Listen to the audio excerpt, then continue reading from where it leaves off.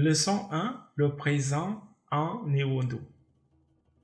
Alors, comme vous pouvez l'imaginer, néerlandais, comme toutes les autres langues, a besoin pour s'exprimer, n'est-ce pas, des temps que vous connaissez déjà dans les autres langues. Sauf que ici, la forme de la conjugaison de façon générale prend une tournure assez différente. Donc, on va voir ça en détail durant toute cette série de cours, tant pour moi. Et donc, nous commençons ici avec le présent. Alors, la formule du présent, elle est très simple. Ok? La formule du présent, elle est très simple et elle est la suivante.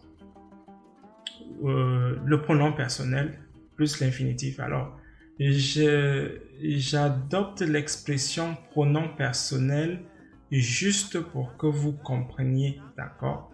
L'expression pronom personnel, c'est juste pour que vous compreniez parce que vous parlez déjà d'autres langues, donc ça s'appelle peut-être comme ça. Et c'est tout. Alors, ce que vous devez noter cependant, c'est que pour les auxiliaires, les pronoms personnels changent. Donc, on va y revenir. Ne vous inquiétez pas. Et vous allez voir que c'est très facile.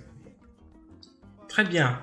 Alors, on prend l'exemple de ces trois verbes qui sont parmi ceux qui sont les plus courants. Il y en a d'autres, mais bon. Donc, on a dit qui signifie manger. On a que qui signifie partir. Et on a yi qui signifie vouloir.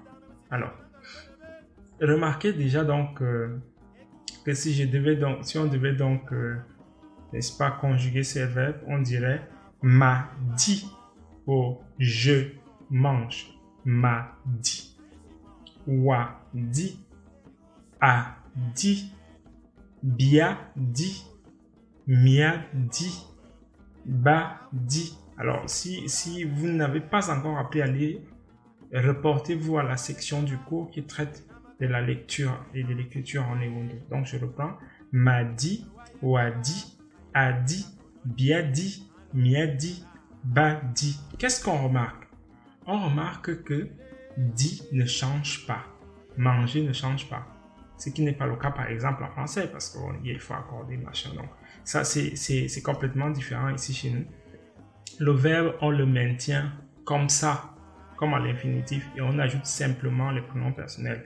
Sans vouloir être long, on déduit que ma c'est je, wa c'est tu, a c'est il, bia c'est nous, mia c'est vous, et ba c'est eux. Ok? Ou alors il. Comme ça, il bon. M'a dit, wa dit, a dit, bia dit, mia dit, ba dit. Tout simplement. Donc, je vous laisse par exemple le soin de choisir un verbe ici.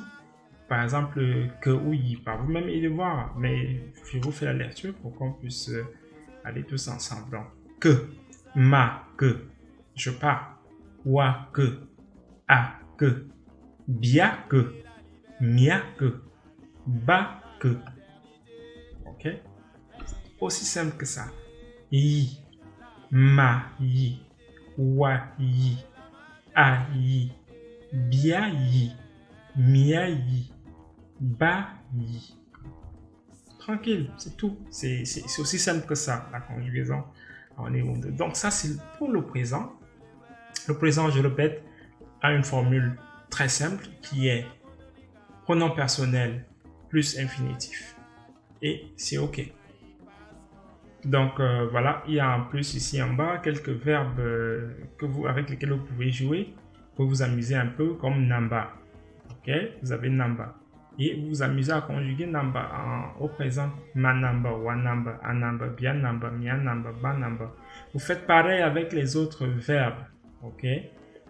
Je disais que si vous n'avez pas encore pris le cours de lecture et d'écriture, c'est important que vous retourniez, n'est-ce pas, à la section qui est consacrée à cette thématique-là. Parce qu'après, si vous ne savez pas bien lire ou savoir à quoi renvoie tel ou tel symbole, ça peut être compliqué, vous voyez. Par exemple, pour les exercices. Donc, faites-le, retournez à la section de cours qui traite de la lecture et de l'écriture. Vous allez voir que tout ira pour le mieux. Donc, voilà. C'est tout pour la leçon numéro 1, n'est-ce pas, le présent en Ubuntu. On a fini avec. On attaque la suite.